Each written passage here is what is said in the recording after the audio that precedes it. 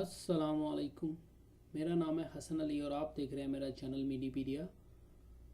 5 गलतियां जो हम इंटरनेट पे हमें बिल्कुल भी नहीं करनी चाहिए, वो क्या है उसके बारे में ये वीडियो है। वीडियो को आगाज़ करने से पहले मैं रिक्वेस्ट करूंगा, जो नए आने वाले हैं मेरे चैनल को सब्सक्राइब ज़रूर कीजिएगा और बेल के आइकॉन को भी दबा दीजिएगा ताकि आने वाली वीडियो आपको टाइम पे मिल सके।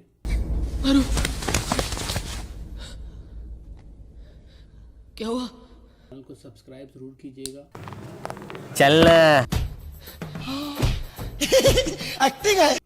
तो चले भाई, देखते हैं इस वीडियो में क्या मैं आपको बताने लगा हूँ कि क्या चीज़ें हैं जो हमें मिस्टेक जो हैं करनी नहीं चाहिए इंटरनेट के ऊपर, जिससे हमें काफ़ी नुकसान हो सकता है।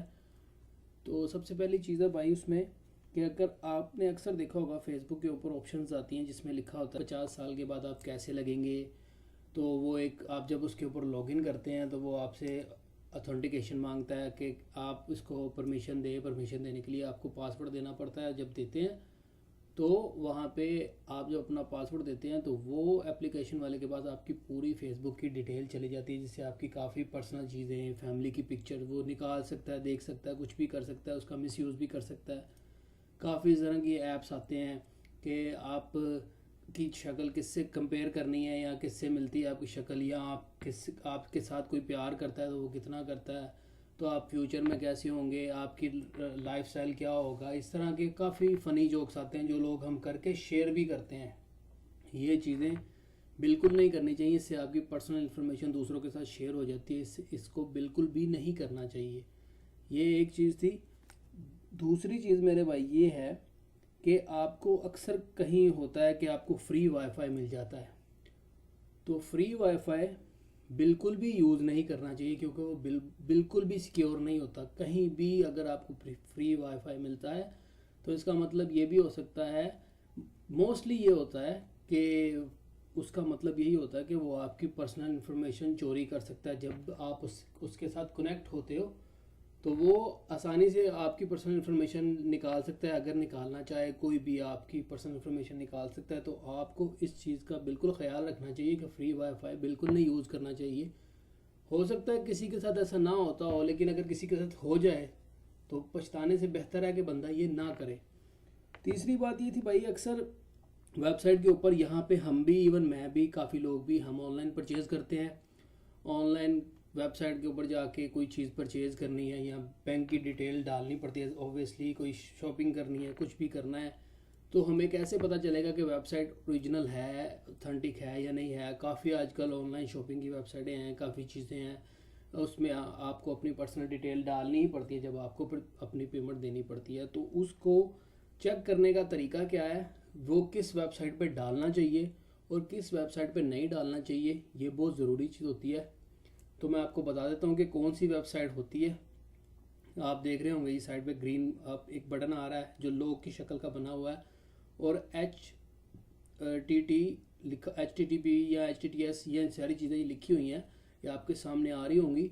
इन दोनों में से डिफरेंस क्या है, आप एक वर्ड का या 2 वर्ड का डिफरेंस होगा और एक आइकॉन का डिफरेंस होगा, जिससे आपको पता चलेगा कि कौन सी सिक्योर है कौन सी नहीं। जिसके आगे वेबसाइट के पहले लॉक हो तो वो सिक्योर वेबसाइट होती है, ठीक है, वो बिल्कुल ही सिक्योर होती है। उसके ऊपर आप अपनी परचेजिंग अगर करना चाहें तो कर सकते हैं, कोई चीज़ बाय करना चाहें कर सकते हैं।